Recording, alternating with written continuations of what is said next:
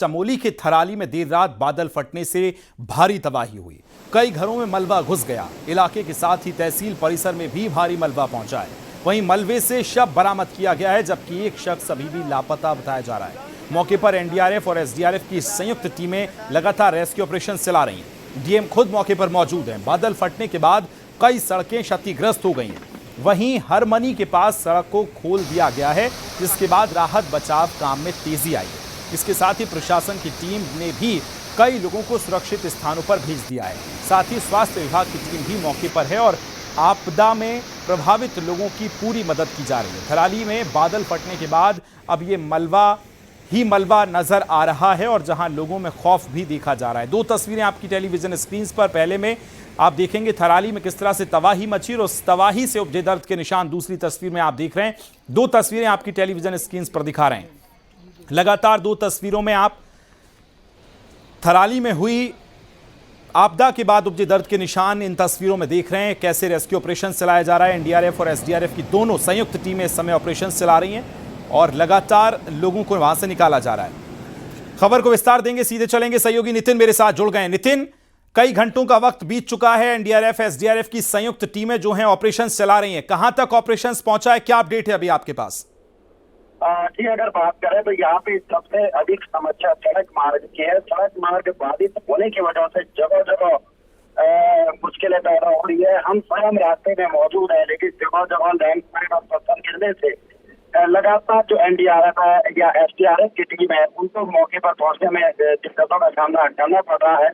हालांकि अब कुछ टीमें जरूर पैदल मार्ग से उन स्थानों पर पहुंच चुकी हैं जहाँ पर नुकसान हुआ है। चाहे आप तागवाड़ा के क्षेत्र की बात कर लें, वहाँ पे भी बादल फटने का नुकसान हुआ है, वहाँ पे भी टीमें पहुंच रही हैं।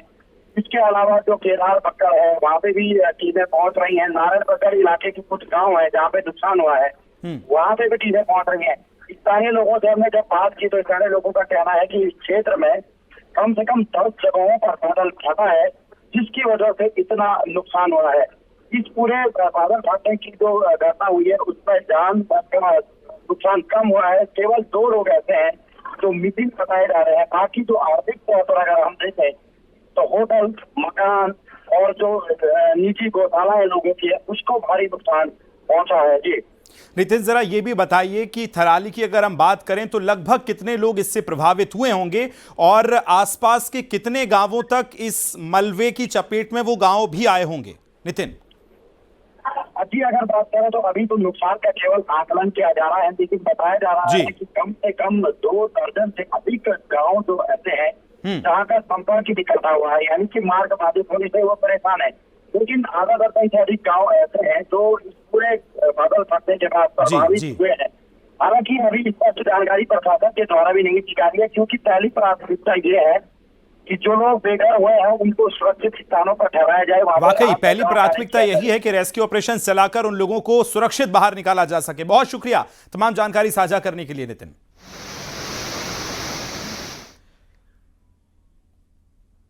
आगे बढ़ेंगे। चमोली के थराली में बादल फटा है, वहीं सीएम धामी ने कहा कि जिला प्रशासन, एसडीआरएफ और पुलिस मौके पर मौजूद है। राहत और बचाव कार्यों में तेजी लाई गई है। सीएम ने कहा कि वो लगातार स्थानीय प्रशासन के साथ संपर्क में हैं और खुद भी बचाव काम की मॉनिटरिंग कर रहे हैं। पल पल की अपडेट अधिकारियों से ले रहे हैं और वहीं सीएम धामी ने ईश्वर से सभी के सकुशल होने की प्रार्थना भी की है।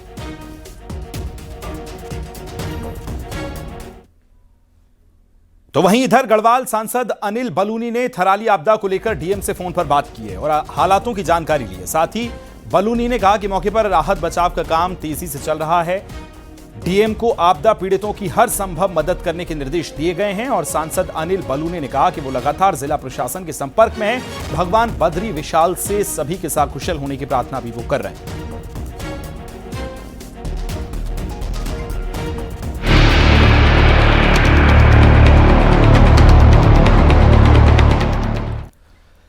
इधर चमोली में बद्रीनाथ नेशनल हाईवे एक बार फिर से बंद हो गया है। बद्रीनाथ ऋषिकेश हाईवे पीपलकोटी के पास बंद हुआ, जहां पहाड़ी से भारी मलबा आ गया है, जिसकी वजह से कई यात्री फंसे हुए हैं और हाईवे के खुलने का इंतजार कर रहे हैं। वहीं दूसरी तरफ कर्णप्रयाग से थराली जाने वाली सड़क भी कई जगह वॉश आउट हो गई है, जिसकी वजह से कई दिक्कतों का सामना लोगों को करना पड़ रहा है।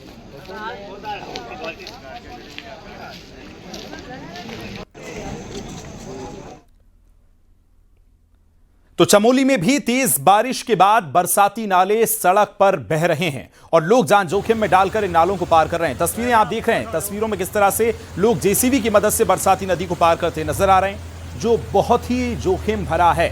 जरा सी भी चूक अगर होती है तो बड़ा हादसा यहां हो सकता है और हादसे को निमंत्रित करते लोग यहां नजर आ रहे हैं, लेकिन उसके बाद भी लोग उफनती नदी को पार करने को मजबूर हैं। ये चमोली की तस्वीरें आप देख रहे हैं। तो देखिए किस तरह से पानी जो है तेज बहाव के साथ बह रहा है और 2 जेसीबी की मशीन से लोगों को इस पार से उस पार भेजा जा रहा है। हालांकि ये हादसों को आमंत्रित करता है, लेकिन लोगों की मजबूरी है, कई घंटे लोग फंसे रहे हैं। हम आपसे अपील करेंगे कि इस तरह की अगर आपके पास भी परिस्थिति बनती है तो इंतजार करना बेहतर होगा, क्योंकि पानी का वेग, पानी का बहाव आप देख रहे हैं किस तरह से तेज पानी का बहाव है और जेसीबी की मदद से लोग इस तरफ से उस तरफ पार हो रहे हैं। रुड़की में देर रात से हो रही बारिश से शहर के कई इलाकों में जलभराव की समस्या ने जनजीवन को अस्त व्यस्त कर दिया है। वहीं दिल्ली देहरादून हाईवे पर रामपुर के पास सड़क में पानी भरने से लोगों को आवाजाही में परेशानियों का सामना करना पड़ रहा है, जबकि शहर में कई घरों में पानी घुस गया है। वहीं प्रशासन की टीम सड़कों पर पानी को निकालने में जुटी हुई है। प्रशासन का कहना है कि तेज बारिश के चलते पानी काफी ज्यादा भर गया है।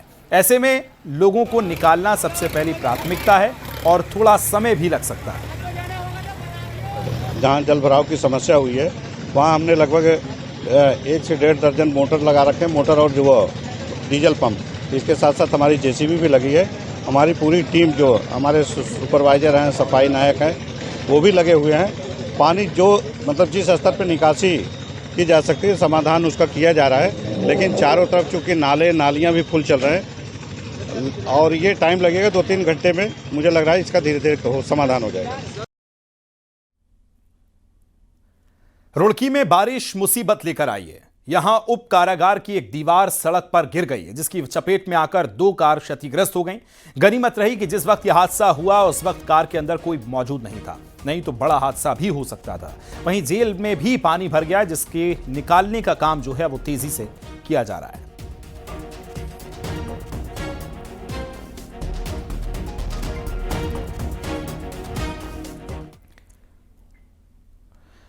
तो इधर उत्तरकाशी में प्रवेश द्वार पर बनी तांबाखानी सुरंग के अंदर पानी का रिसाव बढ़ गया है, जिसके बाद स्थानीय लोग दहशत में हैं। सुरंग के अंदर से लगातार पानी का रिसाव हो रहा है। दीवारों से पानी प्रेशर के साथ बाहर आ रहा है, जो कि खतरनाक हो सकता है।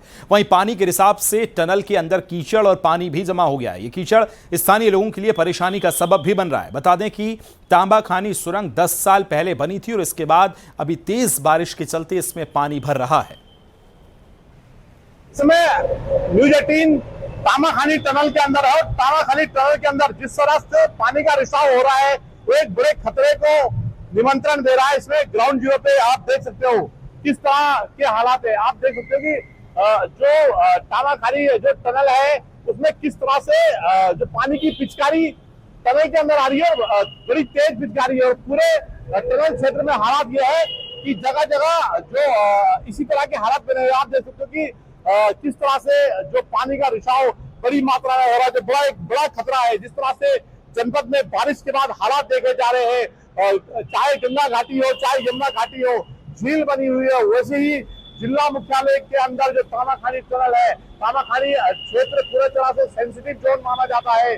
और एक बार 2003 में जब भूस्खलन सक्रिय हुआ था तो लगातार भूस्खलन इस क्षेत्र में हुआ था, जिसके बाद एक टनल का निर्माण किया गया। टनल में आप देख सकते हैं कि यहाँ पे इस तरह से जो पानी की पिचकारी दीवार से बड़ी तेजी से आ रही है और तामाखानी टनल में लगातार रिसाव बढ़ रहा है और एक बड़ा खतरनाक साबित हो सकता है।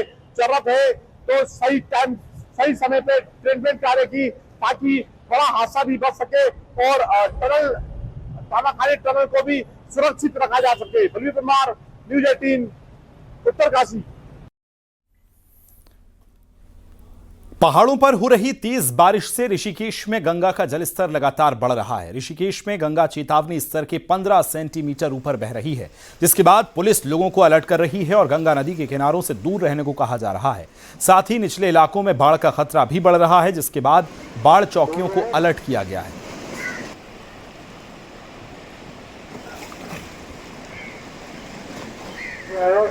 गंगा जी का जल स्तर बढ़ रहा है, अभी और बढ़ेगा। इसलिए आप लोगों से निवेदन है, गंगा जी के घाटों से दूर रहें, ज्यादा आगे ना जाएं। ऊपर पहाड़ों पे बहुत बारिश हो रही है और टिहरी बांध से जल छोड़ दिया गया है, जो आधा पहुंच गया, अभी और पहुंचेगा। गंगा जी का जल स्तर बढ़ रहा है। उत्तराखंड में फिलहाल बारिश से कोई राहत नहीं मिलने के आसार नजर आ रहे हैं। प्रदेश में आज भी तेज बारिश का अलर्ट है। बागेश्वर, पिथौरागढ़, नैनीताल, देहरादून के लिए ऑरेंज अलर्ट जारी किया गया है। इसी के साथ टिहरी और पौड़ी के लिए येलो अलर्ट जारी है। वहीं कई जिलों में तेज बारिश हो रही है। मौसम विभाग ने लोगों से अलर्ट रहने को कहा है। साथ ही बरसाती नालों और नदियों से दूरी बनाए रखने को भी कहा गया है।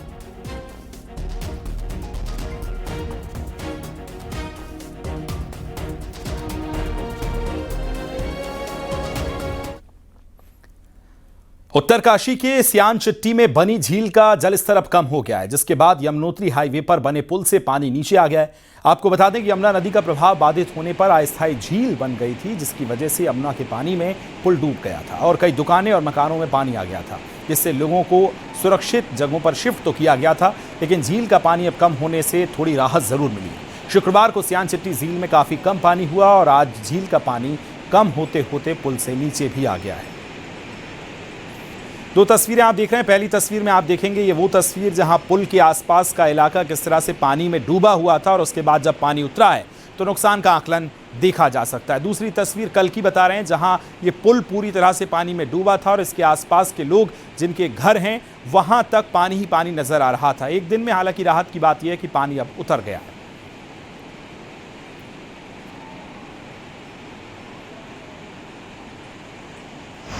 अभी हम लोग सारी टीम मेरी सियाना चिट्ठी में है और कल जो हमारे एफर्ट थे वो आज पॉजिटिव रिजल्ट दिया है उन्होंने। कल जो एरिया हमारा पीछे देखा है आप लोग लेक के अंदर था, आज करीब 12 फीट के आसपास पानी कम हुआ है और एक चैनलाइजेशन रिवर को मिल गया है, एक प्रॉपर चैनल मिल गया है और हमारा ब्रिज भी अब सेफ है। सफाई चल रही है और ट्रैफिक मूवमेंट हम शुरू कर देंगे। कुपड़ा ब्रिज के नीचे जो गदेरा है उस पर अब हम लोग काम स्टार्ट करेंगे। चमोली में बद्रीनाथ नेशनल हाईवे पर ऋषिकेश से करीब 80 किलोमीटर दूर तोता घाटी पर एक बड़ी मुसीबत बनकर सामने आ रही है, जहां पहाड़ की चोटी पर दरारें पड़ी हैं और पहाड़ की गहराइयों तक जा रही हैं। इसकी वजह से पहाड़ कभी भी दरक सकता है। इन दिनों तोता घाटी की दरकती चट्टानों को थामने के लिए रॉक वोल्टिंग भी की जा रही है और यह काम लगातार हो रहा है। इस तोता घाटी पर एक बड़ा खतरा मंडरा रहा है। आप देख रहे हैं कि तोता घाटी की इन हार्ड रॉक को, जो लाइम स्टोन है, इनको काटकर जो यहाँ पर सड़क बनाई गई थी, अब सड़क के पहाड़ी के हिस्से में इसका बड़े लेवल पर ट्रीटमेंट चल रहा है। लेकिन जिस तरह से इन चट्टानों का रॉक फॉर्मेशन है, लाइमस्टोन की ये चट्टानें हैं और इनका जो नेचर होता है कि ये पानी को अब्जॉर्ब करती हैं और इसके साथ साथ इनके अंदर जगह जगह आपको कैविटी भी मिल जाती हैं, जिसमें बरसात के दिनों में पानी स्टोर हो जाता है। यही कारण है कि अधिकतर लाइमस्टोन की जहाँ पर भी चट्टानें होंगी वहाँ आपको पानी रिसता हुआ भी मिलेगा, क्योंकि इन चट्टानों का नेचर है कि यहाँ पानी कैविटी में जमा हो जाता है और यही कैविटी बड़े खतरनाक हैं इस सारे पोर्शन के लिए।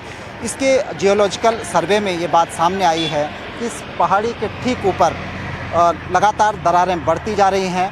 बहुत गहरी दरारें हैं, करीब 2 से 3 फीट चौड़ी ये दरारें हैं, लेकिन ये कितने गहरे तक नीचे पहाड़ी के अंदर तक हैं इसका अनुमान नहीं लगाया जा सका है। और यही सबसे बड़े खतरे की बात बनी हुई है कि यदि ये दरारें एज इट इज़ रहती हैं तो इनमें पानी भरेगा, पानी रिसेगा और भविष्य में ये पूरा का पूरा जो पहाड़ है ये नासूर बन जाएगा। कैमरा पर्सन दीपक उपाध्याय के साथ सुनील नौप्रभात, न्यूज़ 18, तोता घाटी। उत्तरकाशी में मोरी नेटवाड़ रोड पर दर्दनाक सड़क हादसा हो गया, जिसमें एक कार के ड्राइवर की मौत हो गई। दरअसल एक ऑल्टो कार ड्राइवर का सर गाड़ी से बाहर होने की वजह से सामने से आ रही दूसरी गाड़ी की चपेट में आ गया और वो ड्राइवर का सर कट जाने से उसकी मौत हो गई, जबकि 3 अन्य लोग इसमें घायल हो गए।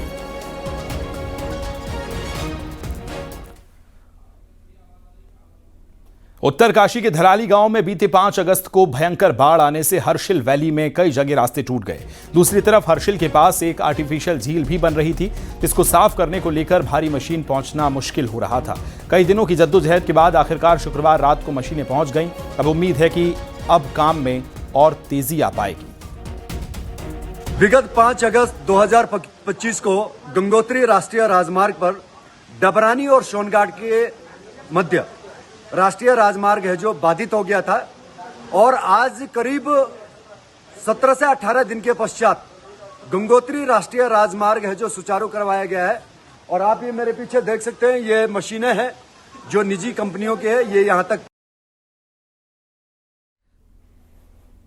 सरकार ने हल्द्वानी के दम्मू बांढूंगा में रह रहे हजारों लोगों को उनके घर और जमीन का मालिकाना हक देने के लिए सर्वे का फैसला किया है, जिसके बाद इलाके के लोग बेहद खुश हैं। लेकिन इस फैसले के बाद उत्तराखंड के सैकड़ों वन ग्रामों में रह रहे लोग भी अपने घर का सपना देखने लगे हैं। ये पटाखे हल्द्वानी के दमुआ ढूंगा के हजारों लोगों की खुशी का इजहार है, जिन्हें धामी सरकार के फैसले से फॉरेस्ट की जमीन पर अपना मालिकाना हक मिलने का रास्ता साफ हो गया है। सरकार ने यहाँ सर्वे का आदेश दिया है ताकि राजस्व विभाग के नक्शे में यहाँ रह रहे लोगों का नाम मालिक के तौर पर चढ़ सके। लेकिन दमुआ ढूंगा के इस फैसले ने उत्तराखंड के 300 से ज्यादा गाँव के लोगों के दिल में ऐसी ही आस जगा दी है, जो सालों से मालिकाना हक की लड़ाई लड़ रहे हैं। खासतौर पर हल्द्वानी के करीब बिंदुखत्ता, चोरगलिया और गौरा पार में रह रहे लोग उम्मीद लगा बैठे हैं। दमुआ ढूंगा के शासनादेश के लिए पहले तो मुख्यमंत्री जी का धन्यवाद। इसी की तर्ज पर लालकुआं विधानसभा का जो सबसे बड़ा इलाका है बिंदुखत्ता, उसी की तर्ज पर हमारा सुल्तान नगरी है, अपना बागजाला है, चोरगलिया क्षेत्र के बहुत सारे बिहारी नगर, देवपुर सनवाल, इस तरह के बहुत सारे वन भूमि के लोग हैं। हम लोगों की यही मांग है कि दमुआ ढूंगा की तर्ज पर भी हमें भी बिंदुखत्ता के साथ साथ राजस्व गाँव का दर्जा मिले। जो ये वन विभाग में जो दिक्कतें हो रही हैं, मैं चाहती हूँ कि उनको भी उनका मालिकाना हक मिले, उनकी जो ज़मीनें हैं उनमें भी उनका अधिकार हो। पूर्ण तरह से हम सरकार से यही आशा करते हैं। जाहिर है, एक जगह से सिलसिला शुरू हुआ तो लोगों को उम्मीद है कि ये सिलसिला आगे भी बढ़ेगा। वहीं कांग्रेस भी दमुआ ढूंगा को लेकर सीएम धामी के फैसले से खुश है, जबकि सरकारी नुमाइंदे आगे और भी फैसले होने के दावे कर रहे हैं। माननीय मुख्यमंत्री पुष्कर सिंह धामी जी ने जो है इस पर रोक हटाई है और लोगों में असमंजस की स्थिति थी कि जिस तरह से प्रशासन वहाँ पर जाके बोर्ड लगा रहा था और कहीं बेघर ना हो जाएं, ये लोगों के अंदर संशय था, वो आज दूर हुआ है। मैं धन्यवाद भी ज्ञापित करना चाहता हूँ और बधाई भी देना चाहता हूँ। निश्चित रूप से बिंदुखत्ता का मामला भी बहुत लंबे समय से लटका हुआ है और कई बार उसमें कार्रवाई होती है फिर रुक जाती है। सरकार पूरी तरह इस बात में लगी है कि सबको राजस्व गांव घोषित हो, सब मालिकाना हक मिले, इसके लिए प्रयास जारी है। उत्तराखंड में कई सारे ऐसे इलाके हैं जिनमें राजस्व की बंदोबस्ती नहीं है। ऐसे इलाके पहाड़ से लेकर मैदान तक मौजूद हैं। समय के साथ यहाँ बड़ी संख्या में आबादी भी बस गई है, लेकिन लैंड का स्टेटस क्लियर ना होने के कारण लोगों को इसका मालिकाना हक नहीं मिल रहा, जिसका संघर्ष लोग पीढ़ी दर पीढ़ी कर रहे हैं। हल्द्वानी से न्यूज़ 18 के लिए शैलेंद्र नेगी की रिपोर्ट।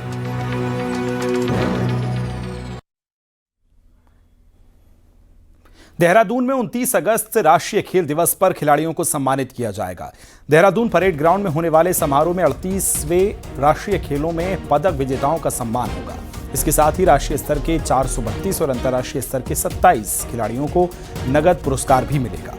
मुख्यमंत्री प्रोत्साहन योजना के तहत 14 से 30 साल के 2199 खिलाड़ियों को करीब 4 करोड़ रुपए डीबीटी से दिए जाएंगे। कुल मिलाकर 22 करोड़ रुपए से अधिक की धनराशि खिलाड़ियों में बांटी जानी है। राष्ट्रीय खेल दिवस पे हम लोग 30th नेशनल गेम में जो हमारे विनर्स रहे हैं उन सभी को हम नगद इनाम धनराशि देने जा रहे हैं। इसके अलावा हमारे जो उद्यमान के खिलाड़ी हैं, इसके अलावा हमारे जो मुख्यमंत्री खिलाड़ी प्रोत्साहन योजना के हमारे जो खिलाड़ी गए हैं, यानी कि 8 से 14, 14 से 23 वर्ष तक के बच्चों को भी उनके खातों में सीधे सीधे डीबीटी की जा रही है। यूपी से सटे उत्तराखंड के तराई वाले इलाकों में कुछ पोल्ट्री फार्म्स में बड़े फ्लू की पुष्टि होने के बाद हड़कंप मच गया। हालात ऐसे हो गए जो पोल्ट्री फार्मर्स सावन खत्म होने के बाद अच्छे धंधे की उम्मीद लगाए बैठे थे, वो उजड़ने की कगार पे पहुंच गए और लोग मुफ्त में भी चिकन अंडे खाने को तैयार नहीं हैं। क्यों? इस रिपोर्ट में देखिए।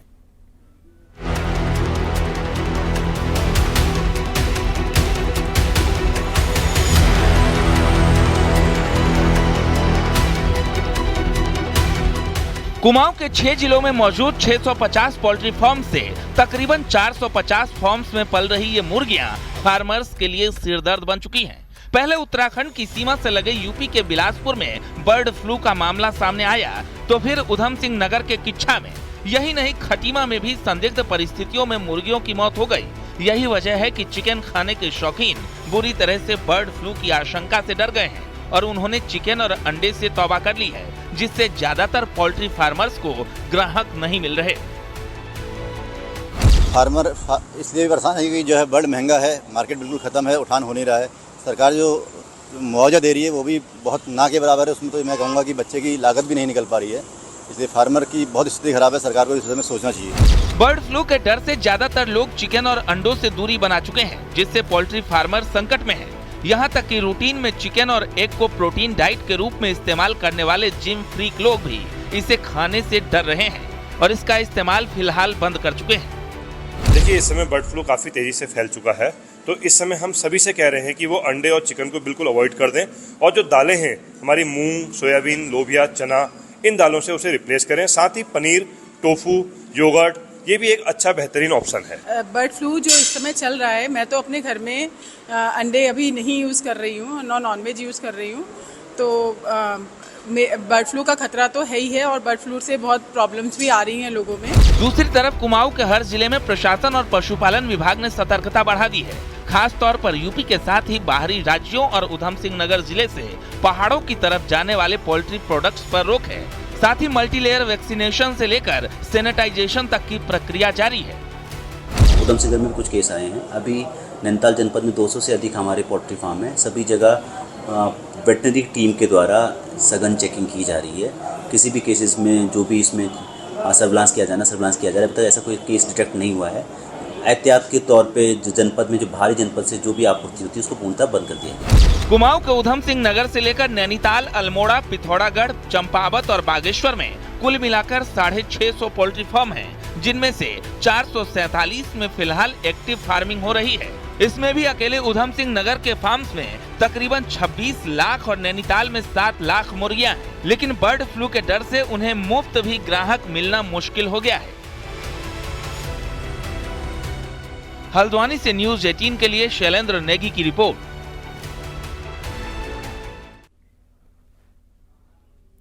सुप्रीम कोर्ट का स्ट्रीट डॉग्स को उनके स्थान पर रखने के फैसले से हरिद्वार में भी पशु प्रेमियों में खुशी की लहर है। स्ट्रीट डॉग्स के पक्ष में आए इस फैसले के बाद लोगों ने पशुपतिनाथ मंदिर में दूधाभिषेक किया और सुप्रीम कोर्ट का आभार जताया। फैसले से उत्साहित पशु प्रेमी ढोल बजाकर खुशी का इजहार करते दिखे। उन्होंने कहा कि आक्रामक कुत्तों की पहचान कर उन्हें शेल्टर होम्स में डालना चाहिए। साथ ही बेजुबान जानवरों के साथ हिंसा करने वाले लोगों के खिलाफ भी सख्त एक्शन होना चाहिए। सुप्रीम कोर्ट का फैसला आया है, उससे सभी पशु प्रेमियों में बहुत ही जश्न का माहौल है। एक बहुत ही मानवीयपूर्ण फैसला लिया गया, बहुत ही सोच समझकर फैसला लिया गया। जो भी अग्रेसिव डॉग है उनका आइडेंटिफिकेशन होना चाहिए। सबसे पहले सुप्रीम कोर्ट के निर्णय का स्वागत है।